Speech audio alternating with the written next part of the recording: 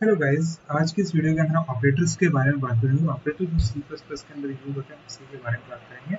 C plus plus के अंदर mainly 6 प्रकार के ऑपरेटर होते हैं, जिसके अंदर मेन ऑपरेटर्स जो इसी वीडियो के अंदर मैं कवर करने की पूरी कोशिश करूंगा। तो सबसे पहले अपन अर्थमेटिक ऑपरेटर के बारे में बात करते हैं।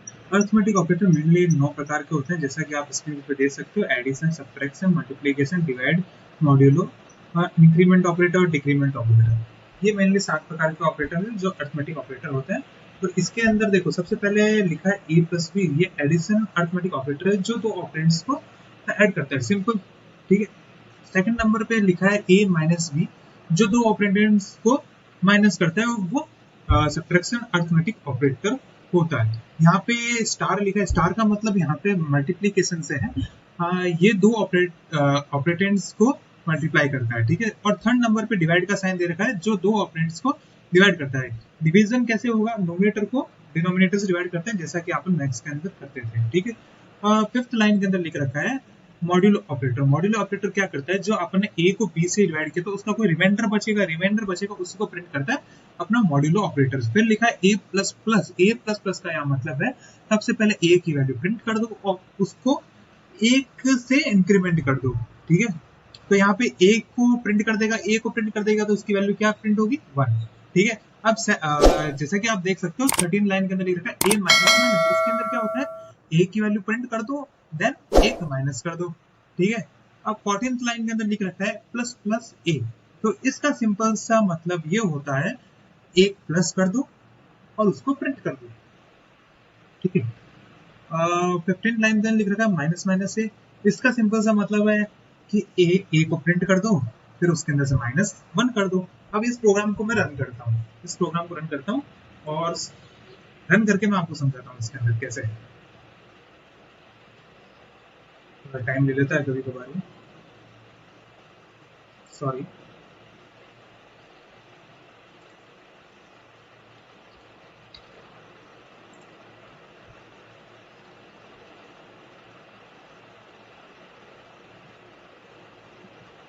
तो देखो, the value of A plus B is 6। A को बी के साथ ऐड कर दिया, यहाँ पे ए की वैल्यू 1 थी और बी की वैल्यू 5 थी, प्लस हो गया सिंपली, ठीक है। नाउ ए माइनस बी, बी को ए से माइनस कर दो, बी की वैल्यू क्या है? 5। उसमें से ए को माइनस कर दो, सॉरी सॉरी सॉरी सॉरी, ए को बी में से माइनस कर दो। ए की वैल्यू क्या है? 1, बी की वैल्यू है 5, ठीक है। तो 1 में से 5 को माइनस कर दिया, -4 आ गया। और थर्ड लाइन के अंदर लिख रखा है ए स्टार बी। सिंपल मैंने आपको बताया था इसके अंदर कि इसका मतलब होता है मल्टीप्लीकेशन। तो ए को बी से मल्टीप्लाई कर दो तो वो मल्टीप्लीकेशन अर्थमेटिक ऑपरेटर हो जाएगा। और यहाँ पे फोर्थ लाइन के अंदर डिवाइड का ऑपरेटर है। डिवाइड के ऑपरेटर में याद रखना, यहाँ पे हमने इंटीजर डिफाइन किया, तो आउटपुट भी हमेशा इंटीजर के अंदर आएगा।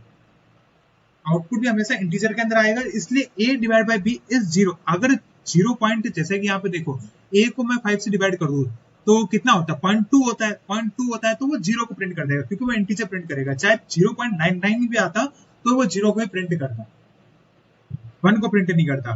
अब यहाँ पे a मॉड्यूलो b है। a मॉड्यूलो b मैंने आपको सिंपली बताया था, रिमाइंडर को प्रिंट करता है। a को b से डिवाइड करो तो जो रिमाइंडर आएगा वो प्रिंट हो जाएगा। तो अपन इंक्रीमेंट और डिक्रीमेंट ऑपरेटर के बारे में बात करेंगे।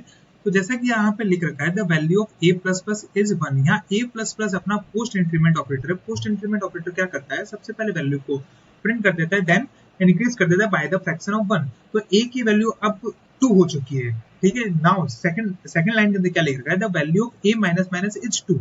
ये post decrement operator, post decrement operator क्या करता है? सबसे पहले वैल्यू को प्रिंट करता है, देन उसके अंदर से 1 को सब्ट्रैक्ट कर देता है। तो a की वैल्यू 2 हो चुकी थी, देन इसने प्रिंट कर दिया 2, ठीक है। सेकंड लास्ट लाइन के अंदर क्या लिख रखा है? The value of plus plus a is 2।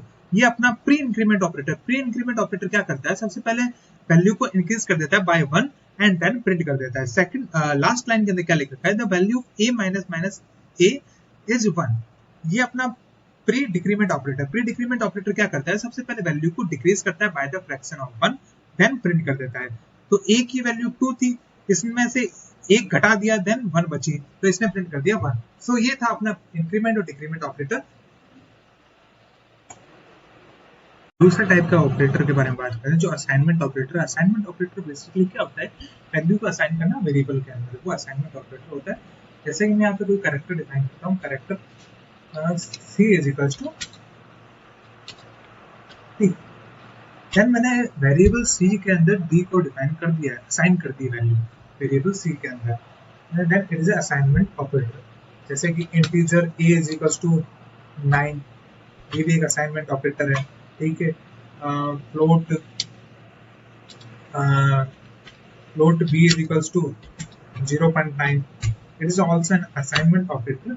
Basically हमने एक वेरिएबल के अंदर कोई वैल्यू असाइन कर दी है, जैसे कि कैरेक्टर वेरिएबल के अंदर हमने डी असाइन कर दिया है, ठीक है। इंटीजर वेरिएबल के अंदर हमने 9 असाइन कर दिया है। फ्लोट वेरिएबल क्या है यहाँ पे बी के अंदर हमने 0.9 वैल्यू असाइन कर दी है। ये असाइनमेंट ऑपरेटर होते हैं। हम तीसरे टाइप के ऑपरेटर के बारे में बात कर रहे हैं जो कंपैरिजन ऑपरेटर है। कंपैरिजन ऑपरेटर क्या होता है? दो ऑपरेंड्स को कंपेयर करता है, ठीक है। जैसे कि मैंने यहाँ पे डिफाइन कर रखा है int a is equals to 1 and b is equals to 9। 22 line के अंदर देखिए, जैसे मैंने लिख रखा है the value of a is equals to b is। Now अगर वो कंडीशन ट्रू होती है, जो आपने कंपैरिजन ऑपरेटर लगाया वो कंडीशन अगर ट्रू होती है then it's reflect the value 1। अगर कंडीशन फॉल्स होती है तो वो 0 प्रिंट करता है, ठीक है। तो यहाँ पे देखो सी आउट में मैंने लिख रखा है the value of a is equals to b is। यहाँ पे मैंने कंडीशन लगा रखी है a is equals to b, a b के बराबर है नहीं है, तो यहाँ पे वैल्यू प्रिंट होनी चाहिए 0, ठीक है। नाउ 23 लाइन के अंदर लिख रखा है a is not equals to b, a is not equals to b, a b के इक्वल नहीं है, ये ट्रू है, then it's reflect the value 1। Now 24 line के अंदर लिख रखा है the value of a greater than equals to b, a b से बड़ा है नहीं है, ठीक है, तो ये 0 प्रिंट करेगा, ठीक है। 25 लाइन के अंदर लिखा है the value of a less than equals to b is, then a b से छोटा है यस है, तो ये वैल्यू 1 प्रिंट करेगा, ठीक है। 26 लाइन के अंदर लिखा है the value of a greater than b, a क्या b से बड़ा है? बिल्कुल है a b से बड़ा, then it's reflect the value, नहीं a b से बड़ा नहीं है, then it's reflect the value 0। Now 27 last line के अंदर लिख रखा है the value of a less than b is, यहाँ पे 1 आएगा क्योंकि a b से छोटा है। इस प्रोग्राम को हम रन करके भी देख सकते हैं।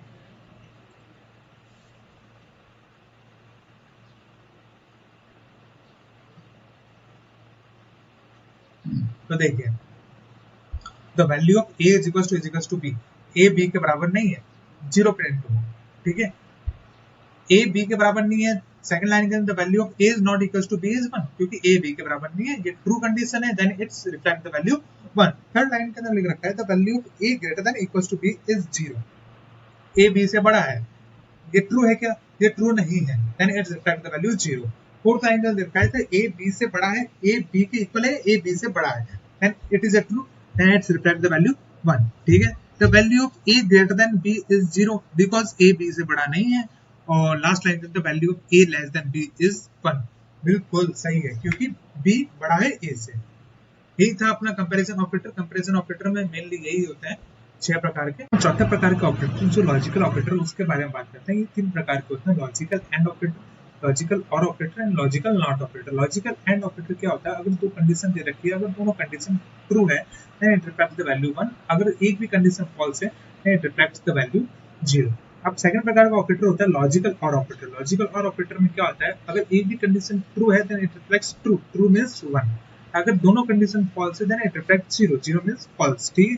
लॉजिकल नॉट ऑपरेटर क्या होता है? अगर कंडीशन की वैल्यू ट्रू है मींस 1 है then reflects the value 0 to output, अगर कंडीशन फॉल्स है देन इट रिफ्लेक्ट्स 1। ये थे अपने लॉजिकल ऑपरेटर। अब इस प्रोग्राम को हम रन करके देखते हैं इसके अंदर क्या आता है, और फिर मैं उस प्रोग्राम का डिस्कस करता हूँ आपको।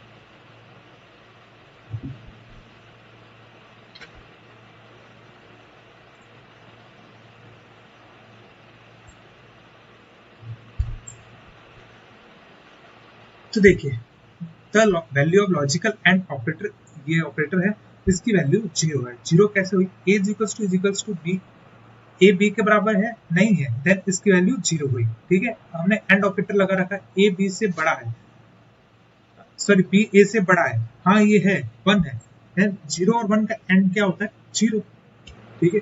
सेकंड लाइन में the value of this logical और ऑपरेटर 1 होगा। मैंने कहा था कि और ऑपरेटर के अंदर क्या होता है? कोई भी एक कंडीशन ट्रू हुई देन रिफ्लेक्ट्स 1। यहाँ पे एक कंडीशन ट्रू है, b a से बड़ा है, तो ये 1 प्रिंट कर देगा, ठीक है। अब लास्ट लाइन के अंदर value of this logical not operator is 1, ठीक है। a b के बराबर है नहीं है, देन इसकी वैल्यू हुई 0, ठीक है, और हमने नॉट लगा दिया तो ये 1 प्रिंट कर देगा। तो ये था अपना लॉजिकल ऑपरेटर